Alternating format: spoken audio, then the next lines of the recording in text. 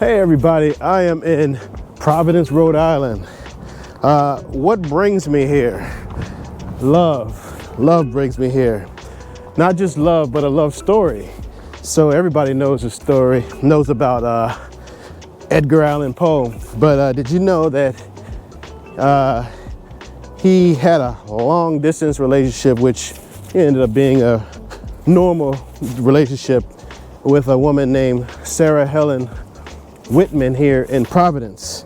And it started, I'm going to tell you about it, but it started with her writing a response poem to Edgar Allan Poe. And long story short, they ended up sort of dating.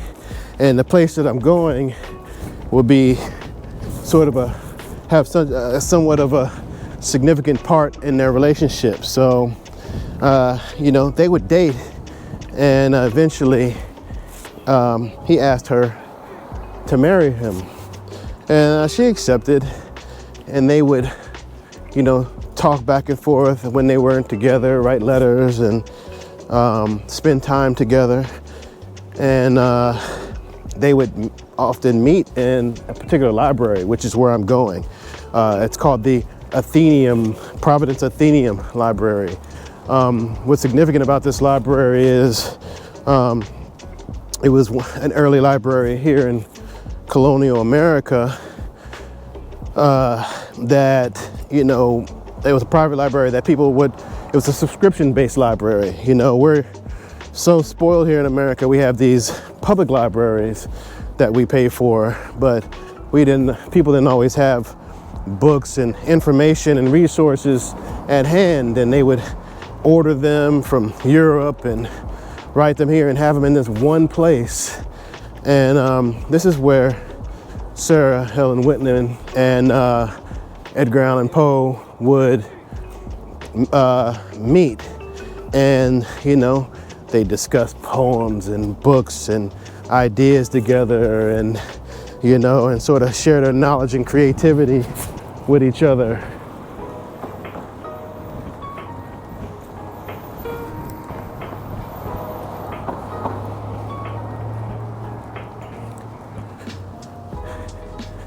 And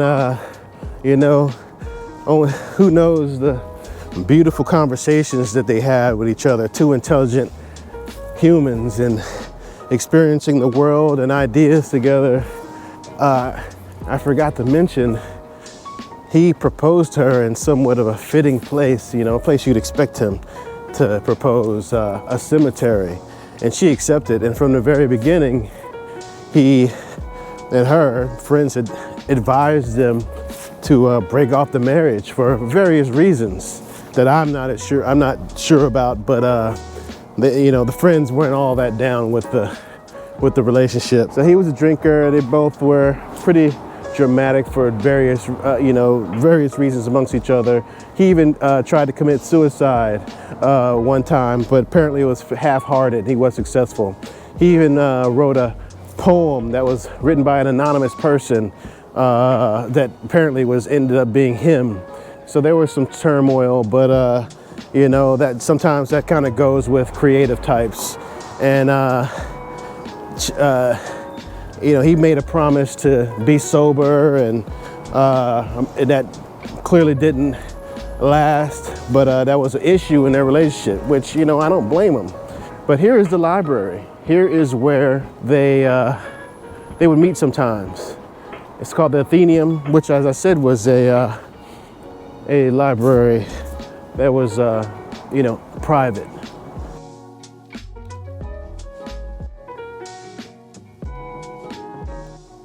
So this is a fountain that apparently works now. It's too cold for them to have it on, but it says, "Come hither, everyone that thirsteth," and I think that it probably refers to knowledge. But this is the library. And finally, they were supposed to get married on Christmas Day, and somebody came. They met here at the library, and somebody came and delivered a message to her while they were meeting. The romantic. They're thinking, we're getting married in 2 days. It was 2 days before Christmas, And the note that she opened up said that he was not keeping his promise to stay sober. And anybody who has had a relationship, whether it be family members or a love that's dealt with some sort of addiction, sometimes that's the thing that kind of got in the way. And she was heartbroken, so she left him there. She filled a handkerchief with ether and decided, I'm going to go ahead and lay down and go to sleep or get my mind off this by breathing in this ether from the handkerchief. He tried to arouse her and he couldn't.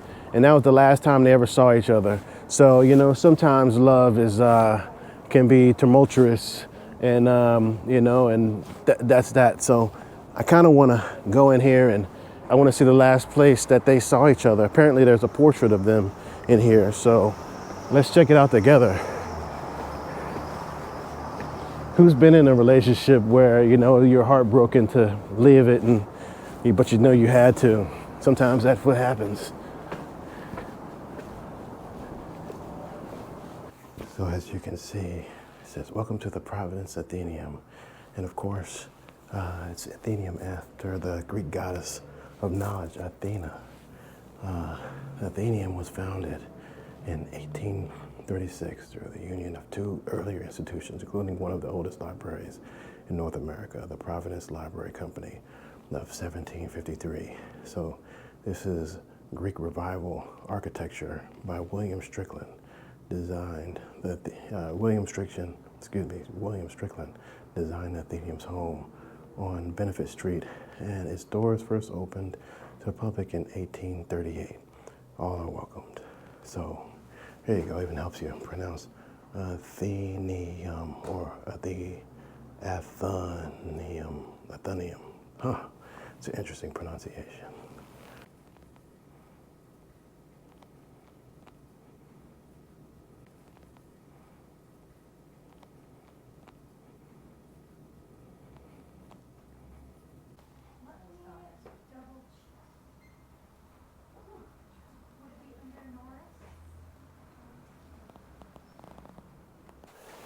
So as you can see, this is a very old library.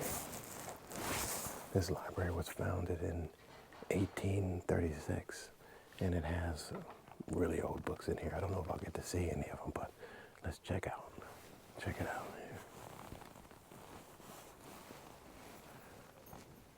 You see busts of all kinds of famous people here.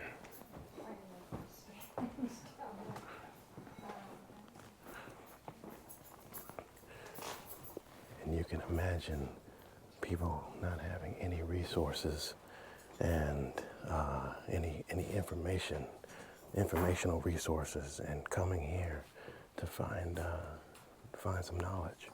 Now, this library is not nearly as big as some of the ones we have nowadays, but to somebody who doesn't have any books, this is a lot.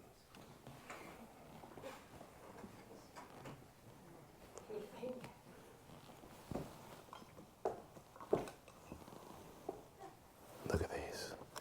Remember this? This is old school. Dewey Decimal System.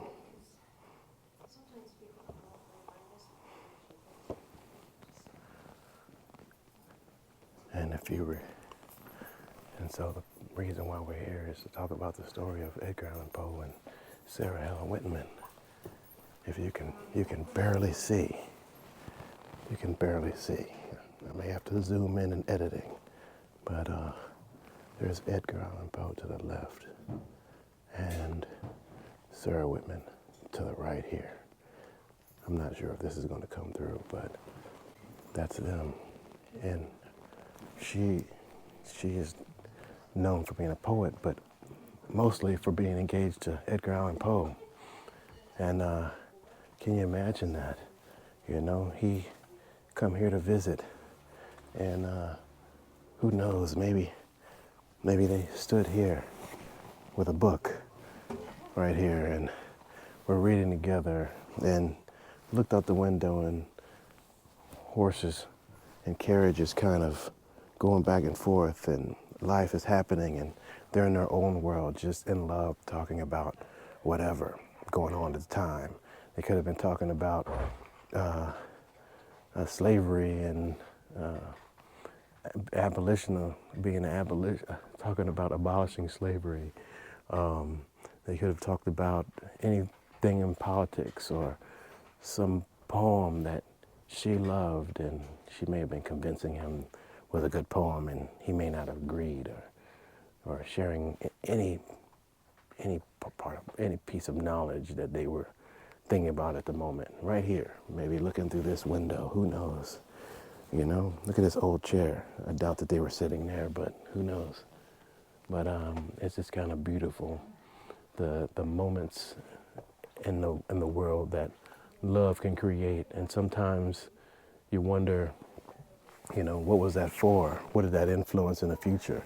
He was kind of, you know, I mean, he moved on with his life, and who knows how long he thought about her and how long she thought about him. I think she lived maybe 30 more years after that. I'm not sure how old they were, but they clearly loved each other. He would come here, he'd write letters, and someone was apparently watching him to say, hey, you know, telling her like he's still not sober. He was drinking.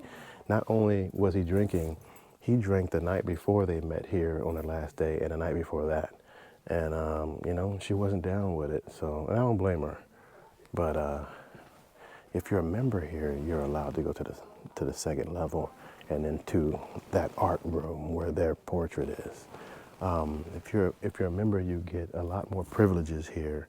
They have events here. You can get married here. You can,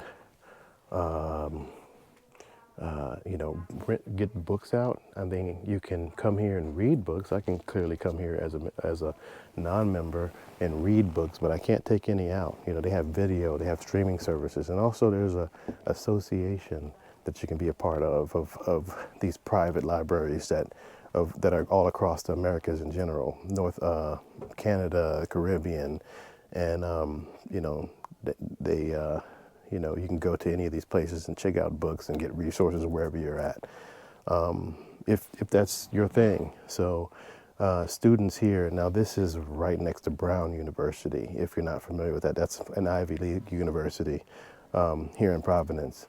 And you can do it $50. I think it's $50 a year. For an individual, it's $175 to be a member, and if for a family, I think it's like $225. And you get all the privileges, and clearly it's worth it to some of these people because they're members, and the library is still around, and they, you know, make money from events and things like that. But look how old this place looks. It's pretty cool.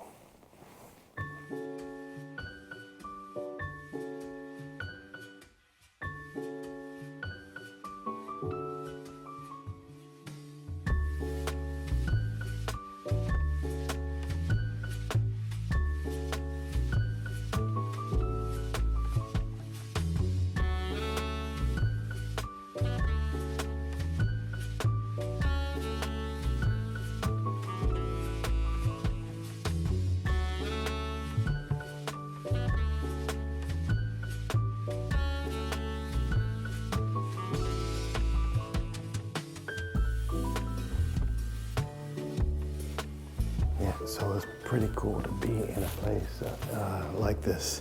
I was a little bit limited on what I could see here, but famous writers have come through here, like Edgar Allan Poe, and also H.P. Lovecraft, who was a old writer of horror, and my dad actually really likes. So, but yeah, this is a cool library. And it's a cool story. If you really like this, press the like button. It's the best way to help the channel. Comment below. Have you ever been in love and had to break it off because of any particular issue, and you still love the person, but you had to end it? Let me know. I just like the story. You know, it's familiar. I don't know that I've ever been in love, but definitely been in a relationship where you care about somebody and you kind of had to end it and move on. And I really love this library, and I hope if you come to Providence, you kind of get a chance to come check it out, because it has a lot of resources, as you can see, and it's just unique to kind of walk in a place that so many have in the past, seeking knowledge. And remember, life is outside. And if you can't get there, come along with me and I'll take you there. I love you.